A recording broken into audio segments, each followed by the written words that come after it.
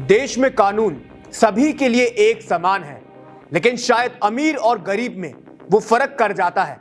गरीब का बच्चा छोटी चोरी भी कर ले तो पुलिस के डंडे खाता है।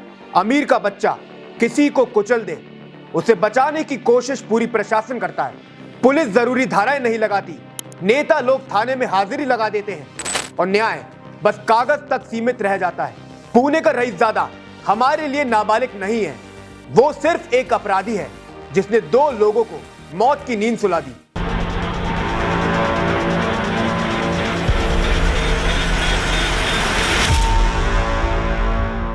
नमस्कार, मैं हूं सुधांशु माहेश्वरी और शुद्ध देसी राजनीति के 53वें एपिसोड में आप सभी का स्वागत है। पुणे के रईसजादे ने 2 लोगों को कुचल दिया, खुद शराब पी, खुद तेज रफ्तार में गाड़ी चलाई, खुद सारे नियमों को ताक पर रखा, लेकिन हर्जाना किसने भुगता? 24 साल के अनीस अवधिया ने और 24 साल की अश्विनी कोस्टा ने। गलती क्या थी इनकी? वो तो दोस्तों के साथ डिनर कर वापस घर लौट रहे थे, एक की बाइक पर थे, अपनी मंजिल पर बस पहुंचने वाले थे, लेकिन उससे पहले ही इस रईसजादे की सनक ने सब कुछ बदल दिया। बाइक पर पीछे से टक्कर मारी, लड़की काफी दूर जाकर गिरी, मौके पर ही दम तोड़ दिया और लड़के की भी सांसों की डोर अस्पताल जाने से पहले टूट गई। 2 चिराग हमेशा के लिए बुझ गए, 2 घर मातम में पसर गए और वो रईसजादा वहां से भागने की फिराक में दिखा। आज कोई मीम लगाने का इरादा नहीं है, आज कोई हंसी मजाक नहीं करना है। इन बिगड़ैल रईसजादों के खिलाफ बस सख्ती ही एक सही इलाज है। आखिर क्यों इस पुणे के लड़के को हम नाबालिग माने? क्या हमारा समाज अभी भी गलती और गुनाह का अंतर नहीं समझ पाया? आखिर ये कोई क्यों नहीं समझ पा रहा? गलती तो सुधारी जा सकती है, उसके लिए माफी मिल सकती है, लेकिन गुनाह तो अपराध है, उसकी कैसी माफी? कैसे हम तर्क दे देते हैं कि वो 18 का नहीं हुआ, इसलिए जघन्य अपराध करने के बाद भी उसे कोई सजा नहीं मिलेगी। हम जानते हैं कोर्ट के फैसलों पर टिप्पणी करना गलत है, लेकिन जुवेनाइल जस्टिस बोर्ड को इस रईसजादे की जमानत रद्द करने में इतनी देर कैसे लग गई? आखिर क्यों पहले 15 घंटे के अंदर में उसे आसानी से छोड़ दिया गया? आखिर क्यों उसे सिर्फ 300 शब्द का निबंध लिखने को कहा गया?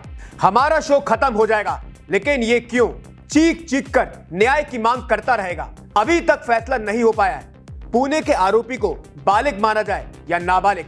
नाबालिग तो मासूम होता है, उम्र के उस पड़ाव पर खड़ा होता है जहां सही और गलत का अंदाजा नहीं हो पाता, लेकिन ये लड़का तो समय से पहले ही बड़ा हो गया, गाड़ी चलानी सीख ली, शराब पीने की लत लगा ली और अपने अमीर बाप की दौलत को कैसे उड़ाया जाए, इस पर इसका सारा फोकस था। उस मनहूस रात को भी ये रईसजादा 48,000 की शराब पीकर बैठा था।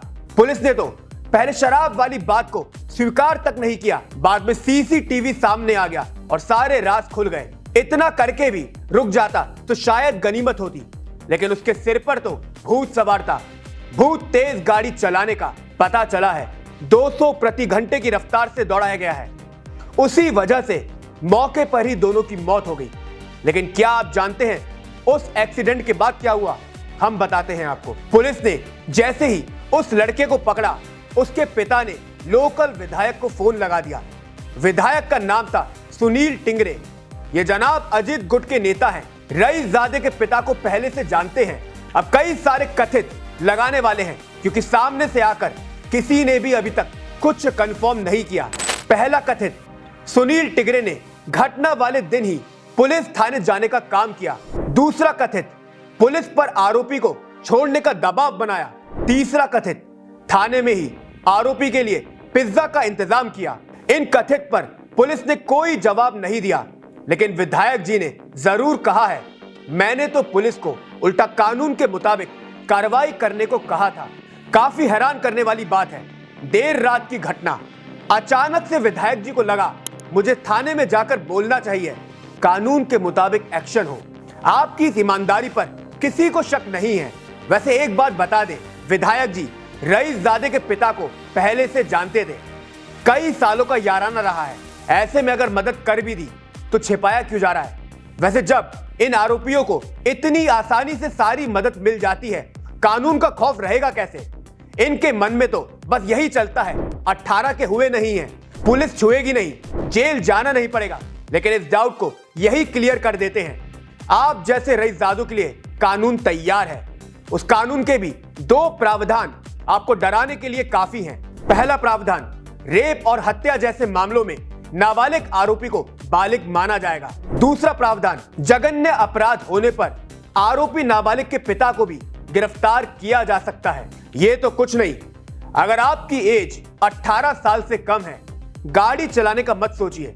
अगर मन कर जाए तो याद रखिए, आपके माता पिता को 3 साल तक की सजा हो सकती है और आपके गाड़ी चलाने पर ब्रेक लग सकता है। बिकॉज फिर 25 साल की उम्र तक आपको कोई लाइसेंस नहीं मिलने वाला। बाकी एक आंकड़ा हमेशा अपने जहन में रखिए, हमारे भारत में हर घंटे 53 सड़क दुर्घटनाएं होती हैं। वहां भी हर घंटे 19 लोग अपनी जान गंवा रहे हैं। इन 19 लोगों में कभी आप कभी हम भी शामिल हो सकते हैं। ना सड़क किसी की सगी है, ना रफ्तार। तो बस समाज का सुधरना जरूरी है। बाकी हमारी तरफ से शुद्ध देसी राजनीति तो जारी रहने वाली है। नमस्कार।